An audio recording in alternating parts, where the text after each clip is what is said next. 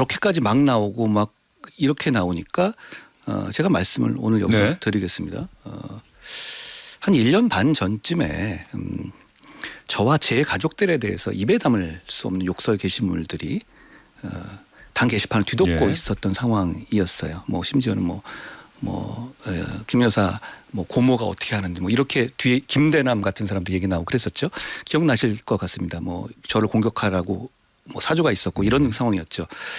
제 가족들에서 굉장히 원색적이고 모욕적인 내용들이 사실 당 게시판을 뒤덮고 있었죠. 근데 당 게시판이라는 것이 익명을 보장해 주는 곳이에요. 그리고 몇 개 올라가지도 못하는 것이고 그러니까 큰 의미는 없는데 그런 상황에서 제 가족들이 그 익명이 보장된 당 게시판에다가 윤 전 대통령 부부 예, 한동훈 전 국민의힘 대표가 오늘 인터뷰를 위해서 주영진의 뉴스 직접 찾아주셨는데 조금 전에 음악만 듣고도 아주 좋은 음악이라고 바로 얘기하시네요. 예. 한동훈 전 대표가 좋아하는 음악인가 보죠? 예, 예, 비틀즈 컴투게더. 컴투게더. 예.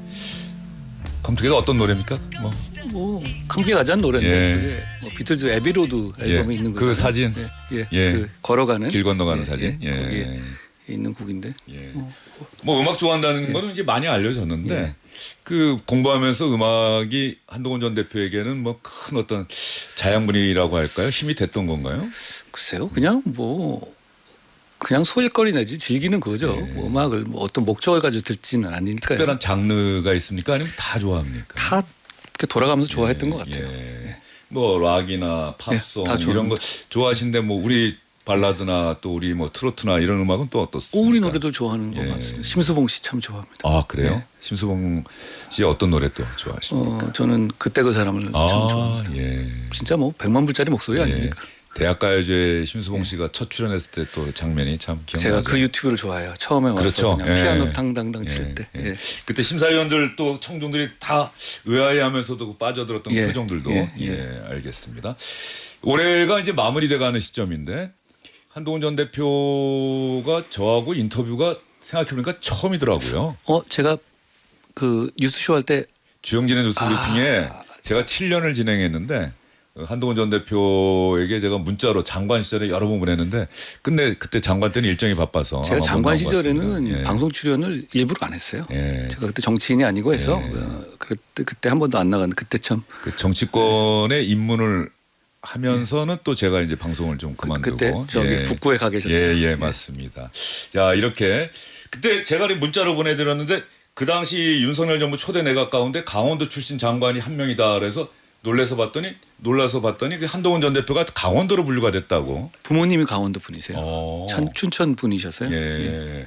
그 한동훈 전 대표는 태어나기는 춘천에서 태어난 겁니까? 그건 아니면- 아닙니다. 예. 그건 아닌데 제가 부모님 또 아버지 돌아가실 때 춘천에서 돌아가셔서 강원도하고 인연이 있죠. 예. 강원도하고 또 인연이 있으시고. 예. 알겠습니다. 최근에 정치권에는 워낙 지난해 12월 3일 그 위헌적이고 불법적인 비상계엄 이후에 올해까지 그야말로 많은 일들이 있었는데 이제 올 한 해 마무리돼가는 시점이에요. 한동훈 전 대표 돌아보면 어떻습니까? 비상계엄 이후에 한동훈 전 대표에게도 많은 변화가 있었는데. 저뿐만 아니라 모든 국민에게 이번 1년 많은 일이 있었잖아요. 저 기준으로 보면 계엄을 막았다가 그 이후에 또 당대표 물러나고 대선 출마하고 민심 경청 로드로 지역을 다니고 항소포기 사태 등에서 민주당과 계속 싸우고 있는 상황들이 계속 이어져 왔는데요.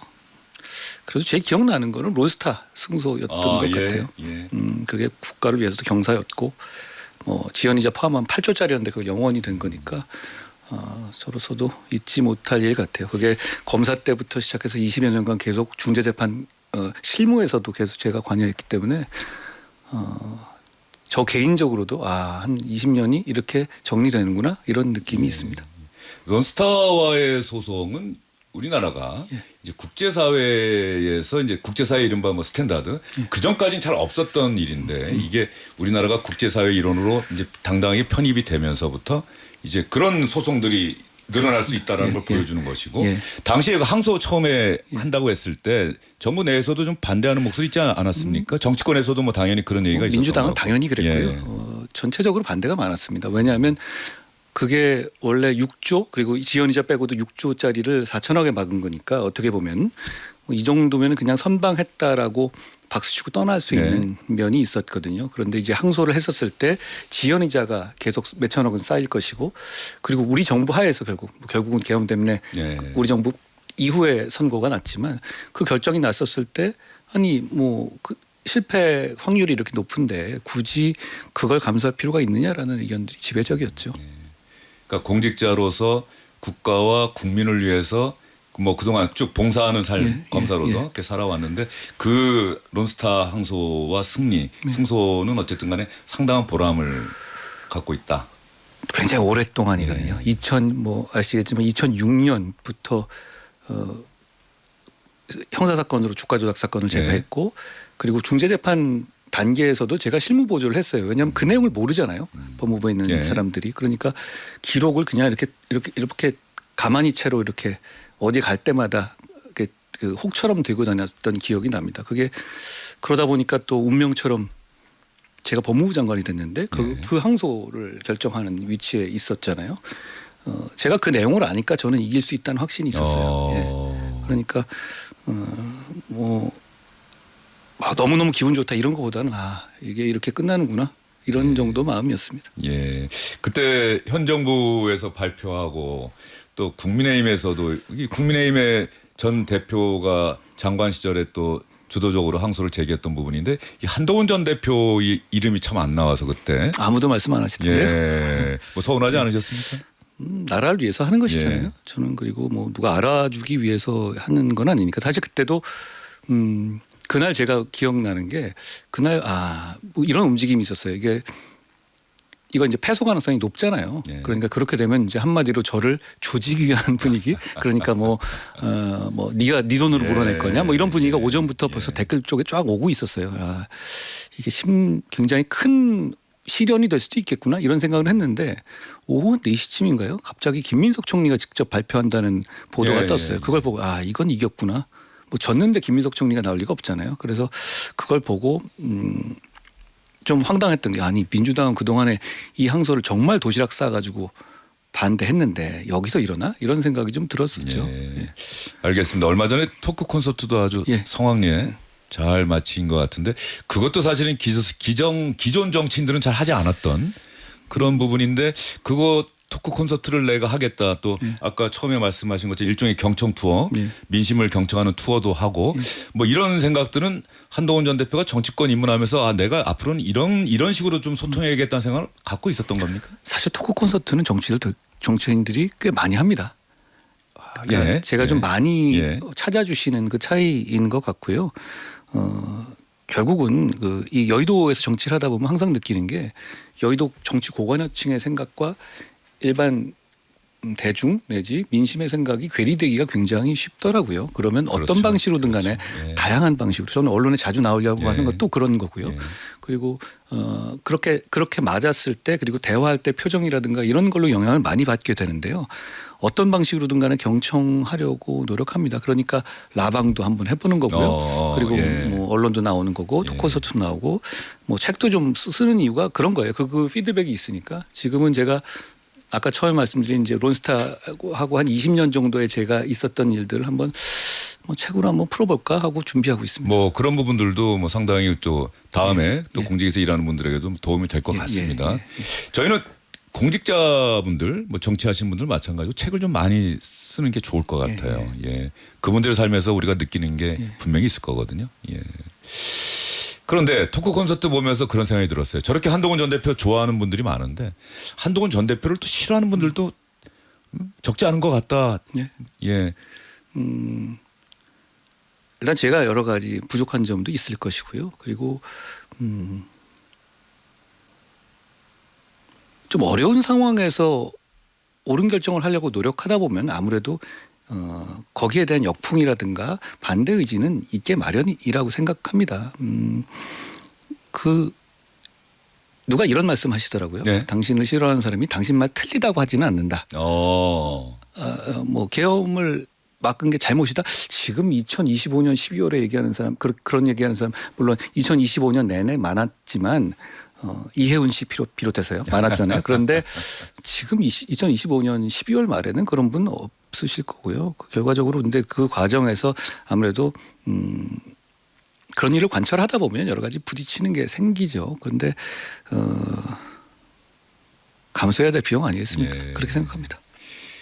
오늘 저는 이제 하루 종일 뉴스를 틀어놓고 있는데 뭐 뉴스 전문 채널에서 이제 올 한 해를 마무리하는 그런 뉴스들이 많이 나오던데 아무래도 윤석열 전 대통령 재판 이야기들도 이렇게 주요 뉴스로 다뤄지고 그 과정에서 곽정문 전 특수전 사령관이 갑자기 얘기했던 한동훈 전 대표 잡아와라 총으로라도 쏴서 죽이겠다는 그 발언이 사실은 올 한 해 윤석열 전 대통령 재판 과정에서 상당히 많은 국민들이 주목했던 그 순간이고 한동훈 전 대표의 이름이 그렇게 거론이 됐다. 제가 그때 한동훈 전 대표 좀 반응이 나오나 하고 SNS 봤는데 그때는 특별한 반응을 안 보이셨던 것 같아요. 나오셨으니까 제가 그 생각이 나서 좀 질문을 드려보도록 하겠습니다. 제가 거기에 대해서 개인적인 생각들이 왜 없겠습니까? 그런데 정치하는 공인이 자기 감정을 이렇게 그때 드러내지 않는 게 좋다고 생각하는 편인데다가 특히 그런 결정적인 장면에서는 국민들께서 판단하게 해드리고 여기서 국민들께서 제 생각이라든가 제 감정에 너무 이렇게 주목하시지 않게 하는 게 더 낫겠다는 생각을 제가 그날 했어요. 예. 어떻게 보면 정치인으로선 대목일 수도 있거든요. 그렇잖아요. 뭐 피해자 코스프레도 할 수 있고 그런데요. 그냥 책임감을 조금 더 느끼기로 했습니다. 예.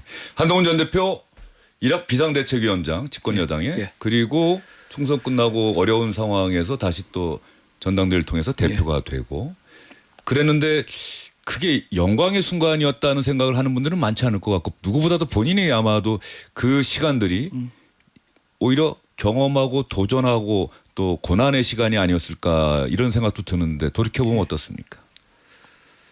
비상대책위원장에서는 어떻게든 한 석이라도 더 얻으려고 노력했어요. 당대표가 돼서는 어떻게든 간에 우리 정권을 좀 바른 길로 보정할 수 있으려고 많이 노력했어요. 제가 공개적으로 대통령을 어떻게 한 방향으로 가야 한다고 말한 적도 있지만 그 공개적인 하나의 발언 앞에는 한 100번 정도의 비공개 조언 내지 진언이 있었던 겁니다. 그 과정에서 돌이켜보면 제가 다 맞는 판단을 했냐? 그건 잘 모르겠어요. 그건 모르겠습니다만 그 하나하나의 판단이 적어도 제가 선의로 그리고 공적인 목표를 향해서 공공선을 향해서 그런 기준을 했다고는 지금 되돌아봐도 그렇게 말할 수 있을 것 같아요. 그 과정에서 또 틀린 판단도 물론 많이 있었죠. 그런 과정에서 제가 좀 더 성장하기도 했고요. 그런데 결국은 이제 이런 상황이 됐잖아요. 계엄까지 민주주의를 파괴하는 아까 불법 계엄이라고 말씀하셨는데 네. 그게 사실 여당 대표 입장에서 처음에 그거 얘기하는 건 쉬운 일은 아니었어요. 그리고 그 다음에 펼쳐질 이 고난의 길은 예상된 거잖아요. 그때 뭐 어떻게 보면 12월 3일 밤 이후로 지금 이런 상황들은 진폭의 차이일 뿐이지 예견된 것들이었잖아요. 그런데 일단 이 생각이 들어요. 저도 1년 내에 굉장한 큰 파도를 많이 겪었지만 대한민국 국민들 전부 고생하셨다라는 정치 때문에 많이 정말 고생하셨고 죄송하게 생각한다 이런 말씀을 드리고 싶습니다. 예. 이 어려운 상황에서 한동훈 전 대표가 지금 국민의힘 상당히 중요한 정당이에요. 제1야당이고 네. 또 민주당이 잘 하기 위해서라도 제1야당도 중심을 잡고 잘 나가야 하는데 지금 장동혁 대표 체제고 한동훈 전 대표는 뭔가 하고 싶어도 할 수 없는 물론 이제 나름의 그 정치 일정과 그 행보는 계속 해 나가고는 있습니다만 어떻습니까? 지금 국민의힘을 지켜보고 장동혁 대표 체제를 바라보는 한동훈 전 대표 생각은 어떤지 궁금해요. 결국 이럴 때일수록 민심을 두려워하고 민심 위주로 가야 합니다. 저는 양당이 다 그런 면이 있어요. 또 양당의 리더들이 극단적인 자기 지지층을 네. 바라보고 움직이는 경향들이 있습니다. 그리고 그게 결국은 정치를 대단히 비상적으로 만들고 국민들을 피곤하게 만들고 있습니다. 그러니까 뭐 양당 공이 그런데 민심과 다른 당의 어떤 뭐 층이 있고 그 층을 바라보고 정치를 하게 되면 점점 확장성은 떨어지고 국민들 입장에서는 정치를 혐오하게 되는 상황이 생기는 것 같아요. 저는 지금이라도 늦지 않았기 때문에 더 민심을 보고 정치해야 한다는 생각이 듭니다. 사실 지금 이 시점에서는요. 예를 들어서 계엄을 막는데 동조하지 않고 뭐 그랬던 분들에 대해서 너 왜 그때 그랬어? 이렇게 얘기할 필요가 네. 없습니다. 전 그럴 생각이 없어요. 오히려 지금 이 시점에서 국민의힘에 죄가 있다면 계엄을 예방하지 못한 죄보다 지금 1년이 지나도록 계엄을 극복하지 못해서 민주당의 폭거를 제대로 견제하지 못하는 게 더 큰 죄라고 생각합니다. 국민들이 지지하시는 분들이 제일 걱정하시는 그런 분들이 아니 저렇게 막 나가고 저렇게 시스템을 무너뜨리는데 제대로 된 견제를 못하고 있어요. 근데 네. 그거의 큰 이유가 뭘 하려고 하면 그래도 계엄은 안 했잖아 저쪽은. 그리고 눈에는 계엄을 옹호하잖아. 이거 한 방에 모든 이 스피커로서의 파워가 없어지는 현상이 지금 1년째 계속되고 있거든요. 극복해야 됩니다. 극복해야 되는 게 우리 당을 위한 것도 있지만 대한민국을 위해서도 민주당이 저렇게 견제 세력 없이 막 하고 싶은 대로 다 하고 이쪽 저쪽 휘둘러 보는 것을 제어해야 하거든요. 대한민국 대단히 중요한 시기잖아요. 그걸 위해서 계엄을 극복하고 그리고 민심의 바다로 가야 한다라는 생각을 제가 절실하게 드리고 싶어요. 예. 저도 그 이야기 질문을 참 많이 했던 것 같은데 계엄에는 반대한다. 계엄은 잘못됐다. 그런데 탄핵은 안 된다. 이게 지금 국민의힘의 그 지난 1년 동안 그게 뭔가 국민들로부터 사과를 하기는 하는데 저게 진짜 사과인지 아닌지 계속해서 반복되는 질문이 또 반복되고 그런 상황 아닐까. 그래서 지금 장동혁 대표도 뭔가 새해에는 달라지겠다라고 자꾸 기자들에게 이야기를 하고 있는 것 같은데. 결국은 정권을 잃었잖아요. 예. 정권을 잃게 되고 그래서 민주당이 저렇게 폭주하는 상황을 봤었을 때 그런 안타까움 그런 절실한 마음이겠죠. 저는 그런 마음도 충분히 이해를 합니다. 근데 그게 뭐 저는 정권을 놓고 싶었겠습니까? 정권을 넘겨주고 이런 거 아니잖아요. 예. 그렇지만 계엄이라는 게 워낙 큰 사건입니다. 그리고 계엄을 극복한다는 것이 계엄이 얼마나 우리의 큰 과오였는지를 인정하는 데서 출발하거든요. 그런데 그 과오 결국은 이제 말씀하신 것처럼 그래도 정권은 안 내놓을 수 있는 방법이 그러니까 다시 말하면 선거에서 우리 이길 수도 있었잖아요. 그러니까 정권을 그 자체로 내놓는 건 아니지만 탄핵을 안 갈 수 있는 방법이 있냐라는 그런 생각들은 다 감정적으로 다 하죠. 감성적으로 그 말은 다 이해합니다만 그건 결국 계엄이 그렇게 중한 과오가 아니다라는 판단하고 필연적으로 연결될 수밖에 없어요. 그런데 저희는 그 판단을 가지고 갈 수는 없습니다. 계엄은 저희가 대단히 잘못하고 국민들께 정말 100배 사죄해야 할 만한 그리고 됐다고 할 때까지 사죄 드려야 할 만한 큰 잘못입니다. 그 전제에서 출발해야 될 것 같아요. 한동훈 전 대표는 네. 이재명 대통령 지금 대한민국 국민의 투표로 선출된 대한민국의 대통령이고 대한민국 국정을 이끌어가고 있고 또 국가 통합의 뭐 상징과도 같은 존재가 대한민국 대통령 아닙니까? 그런데 예전부터 보면은 뭐 윤석열 전 대통령도 제1야당 대표였던 이재명 대표를 뭐 총선 끝난 다음에 거의 억지로 한번 만나는 것 같은 느낌을 주고 한동훈 전 대표는 이재명 대통령을 어떻게 생각하는지 지금 계속 비판은 하고 있는데 그래도 뭐 이혜훈 전 의원을 이렇게 영입하고 그런 부분도 비판하면서도 야 이거 좀 이런 거는 저쪽 측면에서 보면 또 잘하는 것 아닌가 이런 생각을 하고 있는지 이재명 대통령에 대한 또 이재명 대통령의 국정 운영에 대한 한동훈 전 대표 생각 평가가 좀 궁금해요. 저는 정치인 간의 사감을 어떻게든 안 가지려고 해요. 그러니까 사감이 있지는 않아요. 그리고 그분과 제가 한 50분 독대를 하면서 서로 뭐 이런저런 마음의 깊은 얘기도 해본 적이 있잖아요. 당대표 때.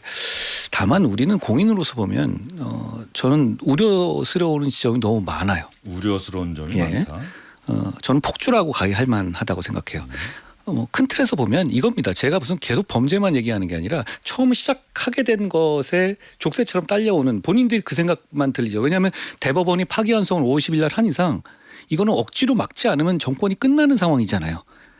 재판만 재개되면. 그러니까 본인 입장에서 그게 무조건 모든 것의 우선순위가 될 수밖에 없죠. 그러다 보니 자기 정권 유지 그리고 재판을 막고 이런 걸 위해서 온 국민을 보호하는 이 시스템 자체를 파괴하는 행동을 계속 나아가고 있는 거예요. 그게 가장 큰 문제입니다. 그게 차라리 제가 많이 쓰는 말이 차라리 뇌물을 받으라 이렇게 얘기하는 게 이건 시스템이 무너지게 되면 이 시스템이 작동하고 있는 어떤 서민 보호라든가 국민 보호의 그 기능 자체들 이런 부분들이 많이 훼손돼서 결국 더 많은 국민들이 오랫동안 깊이 고통받게 될 것이거든요. 그런 면에서 저는 우려가 큽니다. 법원을 권력으로 압박하고 검찰을 없애고 이러잖아요. 근데 이게 왜 사원이가 아니냐면 만약에 법원이나 검찰이 이재명 이 정권에 굉장히 잘해줬다. 라고 하면 이런 짓 안 할 게 너무 명백하잖아요. 그렇기 때문에 이건 시스템 차원의 어떤 개혁이라고 보기는 어렵고 그냥 살기 위한 그런 행동입니다. 그 파괴가 저는 너무 후과가 클 것이라고 생각해요. 그런데 이제 민주당 정권이 그런 것에 별로 관심이 없고 그래도 상관없다는 정도의 입장인 것 같아서 저는 안타까워요. 그리고 주가 계속 얘기하잖아요. 주가 올리고. 네. 서민들에게는 주가보다 물가입니다. 그런데 이 고물가라든가 고환율, 경기 침체 상황이 계속되고 있고 해소될 기미는 보여지지 않잖아요. 그런데 아직도 이재명 정권이 하는 행동들을 보면 여당스러운 정치가 아니라 여기 반짝 여기 반짝하는 이 좌충우동실의 즉흥적인 야당 정치를 저는 보여주고 있다고 생각해요. 저는 이재명 대통령이 야당 정치인 내수용 야당 정치인으로서 본인이 강점이 있다고 생각합니다. 그러니까 여기다 반짝 그러지만 과연 그걸 다 이 중장기적으로 이 나라가 나아가는 방향에 대해서 부합하는 것이냐. 저는 거기에 대해서 큰 우려점을 갖고 있어요. 관세협정 같은 경우도 사실 첫 번 회담에서 본인이 굉장히 여러 가지 위축되는 상황이 있었죠. 트럼프의 퍼지니 리볼루션이 하는 거기다 한마디로 좀 굉장히 겁먹고 위축되는 상황이었잖아요. 근데 본인이 그걸 자초한 면도 있거든요. 본인 정권들이 첫 단추를 잘못 끼워서 3,500억 불이라는 그 실링을 탁 만들어 놓고 시작한 다음에 여기서 옴짝달싹 못하는 그룹 페이스로 끌려갔기 때문에 맨 마지막에 선방했다 이렇게 말씀하시는 분도 있지만 9회까지 선발 투수가 5대 0으로 진 상황에서 9회를 0점으로 막았다고 잘했다고 할 수는 없어요. 그런 면에서 보면 저는 지금 상황에서 비판받을 점이 더 많다고 생각하고 성과도 나올 수 있겠죠. 그렇지만 5개월 6개월 만에 그 성과가 나올 수는 없는 겁니다. 예. 좋은 성과가 나오면 전 당연히 응원하고 칭찬할 생각이 있습니다만 네. 지금은 저는 우려할 만한 폭주의 점이 훨씬 크다고 생각해요. 아까 이혜훈 씨 말씀하셨는데 약간 자기 부정에 가까워요. 예. 그 결국 이혜훈 후보자가 오늘 그 자기 지난 탄핵 정국에서 했었던 발언에 대해서 공개적으로 사과를 했죠. 예. 근데 그걸 사과라고 할 수 있습니까? 그거는 이렇게 내란이라고 표현을 자리 하더라고요. 주지 않았으면 안 할 거 아니에요? 그러면 그분이 무슨 당협위원장으로서 무슨 송년회도 준비하고 이랬을 텐데 그런 얘기 안 했을 것 같은데요. 예. 이건 이 자리를 주기 때문에 하는 거잖아요. 그러면은 누군가가 더 좋은 자리를 주면 이분은 다시 돌아올 것 같은데요. 저는 이혜훈 지명의 문제는 이렇게 생각해요. 다른 것보다 실력입니다. 실력. 예. 네. 자, 본인이 이렇게 얘기했죠. 계엄 윤호개인 본인이 했던 이유에 대해서 당파성에 휩쓸려서 판단을 잘못한 것이다. 이렇게 얘기했죠. 그런 판단력 있는 사람한테 우리 대한민국 국가를 맡겨도 돼요? 그리고 그런 당파성에 휩쓸려서 자기의 그 본질적인 판단을 잘못한 사람 정도라면 그런 신념을 가진 공직자한테 대한민국 국가를 맡겨도 됩니까? 저는 그거는 오히려 다른 것보다는 실력이 문제인 것 같아요. 자, 목에 칼이 들어와도 정말로 안 되는 포퓰리즘은 지켜야 되는 그런 자리 아니에요? 네. 그런데 지금은 이분은 윤어게인 했다는 컴플렉스 때문에 더 나는 이재명이다 하면서 더 오버할 수밖에 없는 위치에 있어요. 저는 딴 거보다는 판단력이 떨어진 무능과 그리고 공적 의지가 약하다는 점 때문에 저분은 안 된다고 생각해요. 네. 여기서 누구 데려갈 수는 있습니다. 그리고 우리 국민의힘 진영에서 보면 저분 별로 그렇게 안 잡고 싶어요. 대단하게 뭘 했나요? 노벨상 탔나요? 흘러간 사람 아니에요. 흘러간 옛날 이 의원이에요. 그러니까 데려다 써도 되는데 그런데 첫째는 그러려면 내란 TF니 내란 특검 하느니 이런 식의 계엄으로 장사하는 거 그만둬야 해요. 아니 계엄을 적극적으로 옹호하고 윤호개인 했던 사람을 핵심 장관으로 쓰면 그 정책은 끝난 거 아닌가요? 역시 사실 이런 얘기도 드리고 싶은 게 이재명 대통령 어차피 무서워서 숨었었잖아요. 그랬는데 계엄 장사 이 정도 했으면 할 만큼 한 거 아닌가요? 네. 그 생각이 자가당착의 문제. 또 하나는 이분이 그렇게 능력 있나? 말하는 것처럼 판단력이 그렇게 휩쓸려 느릴 정도고 그리고 공적인 의지도 출세욕을 뒤지고 뭐 그러면 이런 사람이 대한민국 국관을 맡아도 되나? 저는 이런 생각이 듭니다. 예. 요즘 국민의힘 출입 기자들 보면 말이죠. 예. 이렇게 야당은 원래 정부의 국정 또 여당 뭐 비판하는 게 또 야당의 주된 일이긴 한데 당 지도부의 주장도 써야 되고 또 한동훈 전 대표 SNS와 한동훈 전 대표 말도 써야 되고 예. 뭐 국민의힘에서 이제 스피커가 양쪽에서 두 개가 있는 것 아니냐 이런 생각을 하시는 분들 꽤 있을 것 같아요. 요즘 보면은 SNS 통해서 상당히 많은 이야기들과 생각을 쏟아내고 있던데요. 특히 제가 당에서 좀 적극적으로 나가지 않는 부분에서는 그냥 둘 수 없어서 많이 나가는 면이 있어요. 김병기 예. 원내대표 이슈라든가 결국 오늘 사퇴했죠. 통일교 예. 특검 문제라든가 아니면 항소 포기 이슈라든가 이런 부분들 론스타 이슈라든가 이런 거는 아까 말씀하셨던 것처럼 당에서 조금 주춤하고 있을 때 예. 저도 당에 있는 소속된 당의 정치라는 사람이니까 이 부족한 점을 메꾸기 예. 위해서 어느 자리에 있던 간에 열심히 뛰어야죠. 뭐 그런 거라고 이해해 주시면 될 것 예. 같아요.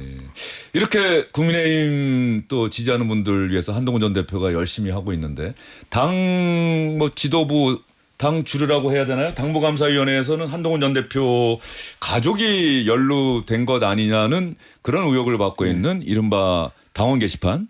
근데 오늘 한동훈 전 대표가 주영진의 뉴스 직격 나오는 날인데 공교롭게 오늘 발표를 했어요. 뭐 봤더니 IPD 뭐 추적을 해봤더니 뭐 이런저런 글들이 있고 한동훈 전 대표의 가족인 것으로 또 한동훈 전 대표도 관리 책임이 있는 것으로 뭐 파악된다 이렇게 당무감사에서 발표를 했던데 여기에 대해서는 당연히 한동훈 전 대표 생각을 궁금해하시는 분들이 있을 것 같아요. 예, 저는 그 동안에는 제가 당원 정보에 대한 보호 그리고 익명성에 대한 보호가 대단히 중요한 가치거든요. 그러니까 우리가 통일교 뭐 명단 달라고 해도 몸으로 막았던 거잖아요. 그리고 이걸 훼손해서는 안 되기 때문에 제가 말을 아꼈는데 뭐 저렇게까지 막 나오고 막 이렇게 나오니까 제가 말씀을 오늘 여기서 네. 드리겠습니다. 한 1년 반 전쯤에 저와 제 가족들에 대해서 입에 담을 수 없는 욕설 게시물들이 당 게시판을 뒤덮고 예. 있었던 상황이었어요. 뭐 심지어는 김 여사 뭐 고모가 어떻게 하는지 뭐 이렇게 뒤에 김대남 같은 사람도 얘기 나오고 그랬었죠. 기억나실 것 같습니다. 뭐 저를 공격하라고 뭐 사주가 있었고 이런 상황이었죠. 뭐 제 가족들에도 굉장히 원색적이고 모욕적인 내용들이 사실 당 게시판을 뒤덮고 있었죠. 근데 당 게시판이라는 것이 익명을 보장해 주는 곳이에요. 그리고 몇 개 올라가지도 못하는 것이고 그러니까 큰 의미는 없는데 그런 상황에서 제 가족들이 그 익명이 보장된 당 게시판에다가 윤 전 대통령 부부, 윤석열 전 대통령과 김건희 부부 대통령 이 김건희 씨에 대한 비판적인 사설, 칼럼 이런 걸 올린 사실이 있다는 것을 제가 나중에 알게 됐어요. 예. 당시에는 알지 못했어요. 오늘 당감위에서 근데 마치 뭐 제가 제 이름으로 쓴 게 있는 것처럼 발표를 한 것도 있던데 그거는 명백한 허위 사실입니다. 저는 가입한 사실조차 없기 때문에 한동훈 전 대표 명의의 계정이 있고 그게 뭐 같은 IP다라고 한 이호선 씨 주장은 그냥 명백한 허위 사실입니다. 그게 지금 말씀드린 게 제가 네. 전부인데 만약에 가족이 가족 명의로 게시물을 올린 게 비난받을 일이라면 사실 그건 가족을 비난할 일은 아닌 것 같아요. 제가 정치인이니까 일어난 일이니까 저를 비난하시더라. 저는 이렇게 말씀을 드리고 싶어요. 그런데 실제로 오늘 발표를 봐도 그렇게 올린 게시물이 명예훼손이라든가 무슨 모욕이라든가 이런 내용이 아니거든요. 그러니까 이 주요 일간지 사설이나 칼럼 같은 거를 익명으로 올린 거예요. 그걸 오히려 오늘 발표로 명확해진 거죠. 모욕적인 내용, 예를 들어서 뭐가 잘못된 글이라는 얘기를 못 하잖아요. 그러니까 결국 그게 이 내용인데 사실 작년 말에 예. 소위 김옥균 프로젝트라고 해서 이거 가지고 저를 당대표에서 끌어내리기 위해서 여러 가지 공격들이 있었을 때 그때 당시에 제가 신뢰하던 장동혁 의원에게 네. 이 상황을 설명했어요. 네. 그래서 그때 기억나실지 모르지만 장동혁 대표가 여러 방송에 나가서 이거는 그냥 한동훈에 대한 정치적인 공격이고 예. 이건 익명 게시판에다가 문제없는 글을 쓴 거기 예. 때문에 문제될 게 하나도 없다라고 아주 강력하게 설명을 했었죠. 그게 다 방송에 남아 있죠. 저는 이건 근데 이 장 대표가 되고 나서 1년이 훨씬 지난 얘기잖아요. 한번 그리고 이거를 윤리위에서 이제 정리했던 얘기이기도 하거든요. 그거를 1년이 다 지나서 정치 공세를 위해서 다시 악용하기 위해서 이걸 꺼내는 걸 보고 이거 참 안타깝다라는 생각을 했었습니다. 그리고 아까 말씀하신 것처럼 무슨 저에 대한 관리 책임 같은 예. 걸 얘기하던데 제 가족이 제 정치적인 배경을 이용해서 뭘 받거나 갑질을 하거나 아니면 누구에게 뭘 상납하거나 부동산 투기를 하거나 그러면 관리 책임 같은 게 당연히 정치인에게 예. 있겠죠. 그렇지만 이게 그런 일은 아니죠. 예. 그리고 또 전 매번 이런 생각을 하는데요. 오늘 김병기 민주당 원내대표가 특검을 받아야 될 만한 공천헌금 그리고 무지막지한 갑질들 이런 상황들이 터져서 오늘 드디어 원내대표가 사퇴를 했어요. 1년차 정권에서 다수 정권에서 굉장히 큰 일이잖아요. 그런데 이런 상황에서 이 뉴스를 덮기 위해서 매번 이런 식이거든요. 뭐가 나오면 이런 식으로 나오고 뭐 단계를 매번 그때 던져요. 이걸 맞춰서 이렇게 마치 민주당을 도와주기 위해서 이러는 것에 대해서 저는 이건 이렇게 우연히 겹치면 우연이 아니지 않는가라는 의심까지 하게 되네요. 네. 자, 한동훈 전 대표가 어쨌든 내 가족들이 좀 사설 칼럼을 올린 거는 나중에 알았다라고 조금 전에 말씀을 하셨는데 또 당원들 사이에서는 그런 한동훈 전 대표 가족의 행위 나중에 알았어도 어쨌든 한동훈 전 대표가 그런 부분에 대해서 뭐 쿨하게 인정하고 사과하고 갔으면은 별거 아닌 문제였을 텐데 왜 이게 1년 동안 제기가 됐을 때 왜 분명하게 얘기를 하지 않았느냐. 자, 무슨 말씀이냐면 당에서 당원들에게 익명으로 글을 쓰라고 허용해 준 것이잖아요. 그렇죠? 그러면 그 당원의 익명성을 보장해 줄 의무가 있죠. 그럼 누군지 여부에 대해서 어떤 글인지 여부에 대해서 그게 공개하는 선례를 남기면 되겠습니까? 저는 그건 이상하다고 생각해요. 왜냐하면 그게 어떤 모욕성 내지는 뭐 허위사실 명예훼손 같은 거라면 그건 범죄로 수사하면 되잖아요.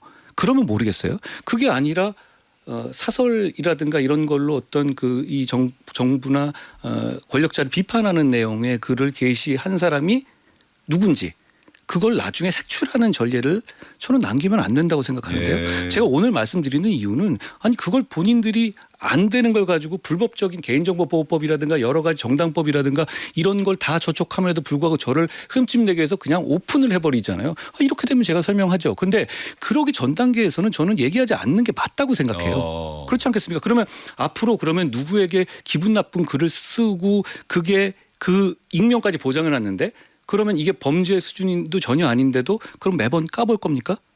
그러면 그 당시에 있었던 저를 비판하고 비판도 아니죠. 언색적으로 욕설하든 그런 거 다 까보나요?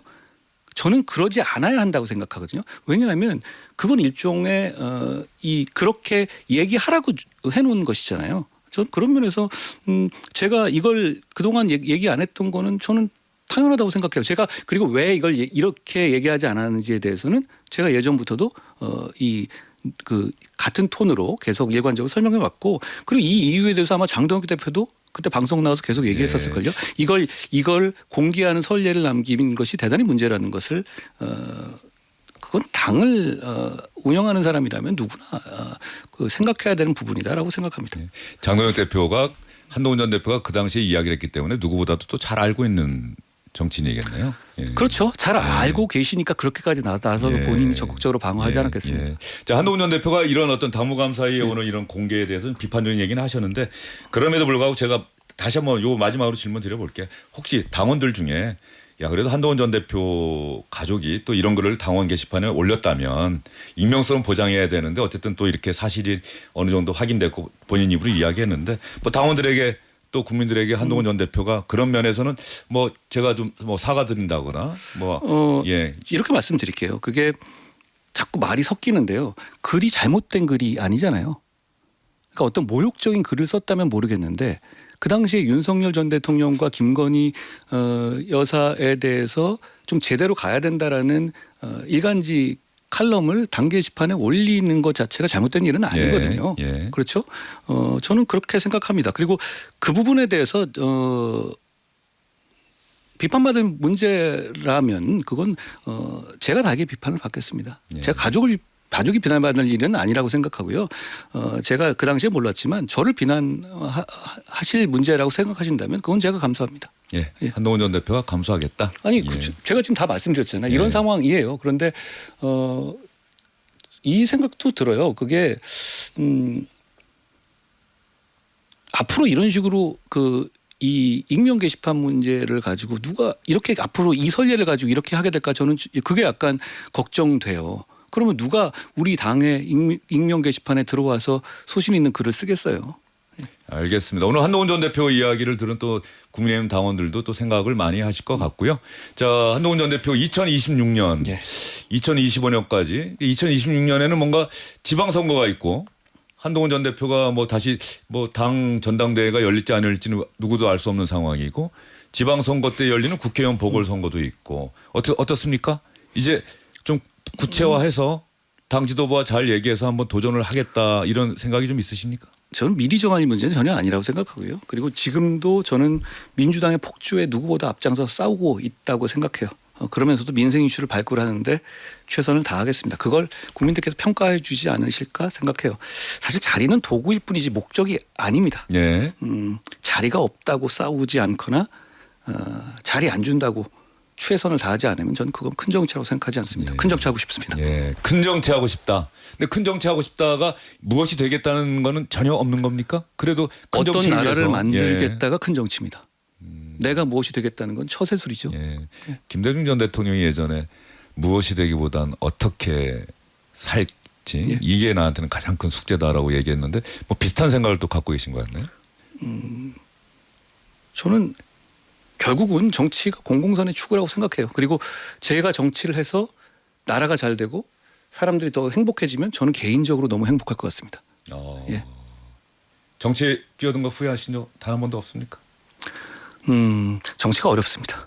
그걸 제가 매번 좀 더 배워가고 있고요. 그렇지만 제가 어릴 때부터 이 생각을 많이 했어요. 제가 많이 한 말인데 저는 나중에 너 커서 뭐 될래 이 얘기 되게 싫어했거든요. 되고 싶은 게 없었습니다. 지금도 그런데요. 대신 좀 이루고 싶은 게 있었어요. 공적인 삶 그리고 공공에 기여하는 삶을 살고 싶었습니다. 그 마음이 지금도 그대로입니다. 자, 2020년을 맞는 우리 저 청취자분들 또 국민분들께 또 시청하고 계신 분들께 좀 마지막 새해 인사가 될까요? 2025년을 한번 눈 감고 제가 여기 오면서 되돌아봤거든요. 제가 좋아하는 영화 타짜 중에서 고니가 파도가 많은 인생이야 이런 얘기를 해요. 2025년은 우리 모두가 정말 파도가 많았을 것 같아요. 국민들 모두가. 그런데 그게 정치권의 잘못으로 인한 것이었기 때문에 죄송하다는 말씀을 다시 한번 드립니다. 2026년은 정치가 여러분들을 덜 실망시키고 여러분들을 더 행복하게 할 수 있도록 제가 정치인의 한 사람으로서 몸을 던져서 최선을 다해보겠습니다. 알겠습니다. 한동훈 전 대표와의 인터뷰였습니다. 여기서 보내드리겠습니다. 오늘 말씀 잘 고맙습니다. 들었습니다. 예.